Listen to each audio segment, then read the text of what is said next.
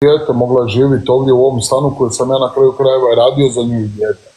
Ja sam, znaš koliko meni, ja mogu nagraniti, razumiješ. I onda da je ona ostala tu, nekako mislim da bi sve to bilo puno lakše, ali pošto je tamo opet moramo naći neku tu.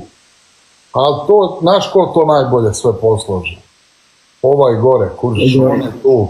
A da on to, ne može to niko složiti ko ono. Znaš, onda ti džaba, ti planiraš, mučiš se, nerviraš se, samo treba to prepustiti gazdi da on to posloži, to je najbolja opcija. Evo ovako jedno pitanje za tebe. Da li si zadržao onog dečaka u sebi? Kažu da mi muškarci zadržimo dečaka, žene zadrže devojčicu jer bez igre nema života. I ako jesi, reci mi šta si poželeo da ti Deda Mraz ostvari u 2025. godini, recimo.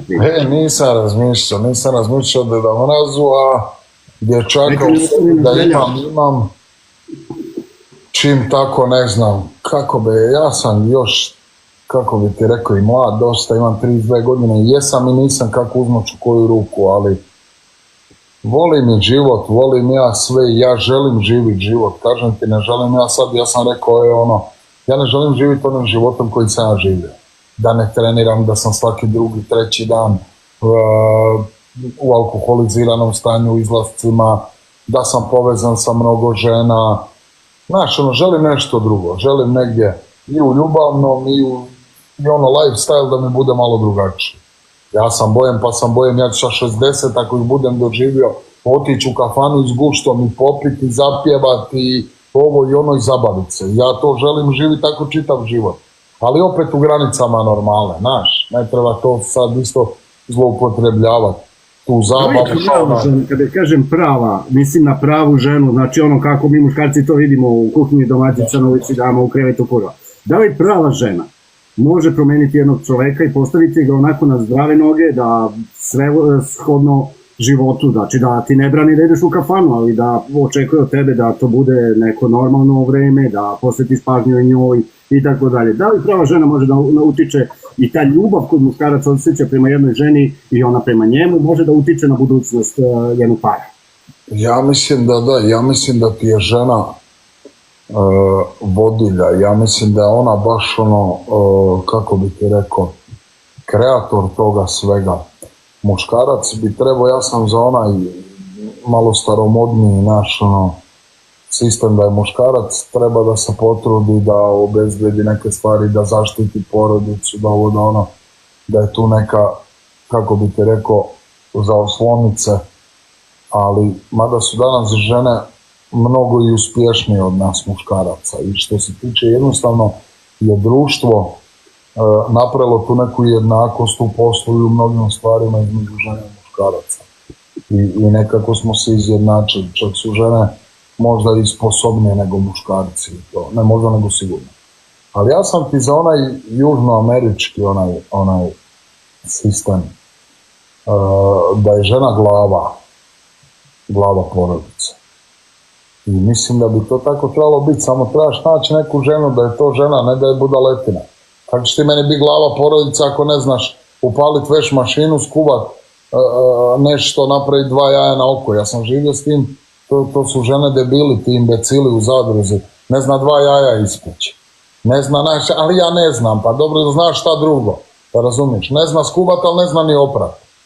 Znaš, a došla iz neke selendre, druže, treba da zna upaliti traktor, izorat njivu, razumiješ i ne znam ti ja šta.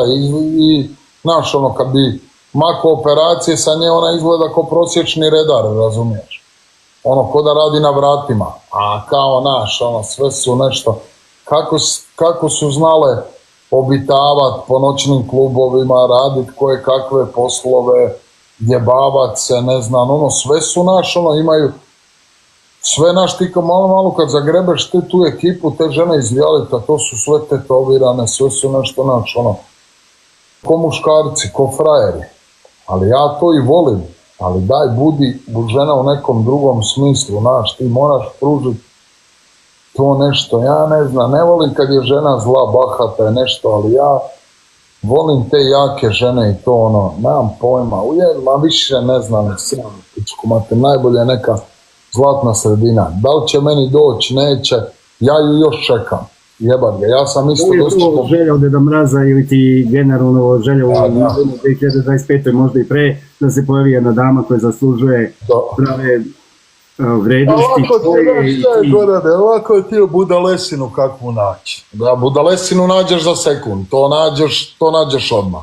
A neku ženu da će te prihvatiti sa svim tvojim vrlinama i manama, pogotovo mene koji sam naš javnosti izložen, da će se znat nositi sa svim time, da će me znat podržati u svemu tome, usmjeriti u svemu tome, iznest to veoma dobro, da će ja želim ženu, ja nisam udavača, ja želim ženu koja će doći u moj kraj, u moje mjesto, u moju obitelj, koji će se svidjeti moj kraj, koja želi da živi u mom kraju. I razumiješ, i onda ti to sve, ali to dogod tragaš i tražiš, nećeš to naći. Tako je. Kad se pomiriš sa tim da nisi našao, tad će to doći. Govoriš kao da imaš više godina nego što imaš, o tome govori tvoje iskustvo, da si puno toga prošao u životu. Šta sam ja prošao, znaš, ono komudracioni, šta sam ja prošao i proživio. Ali jesam... Kako se osjećaš?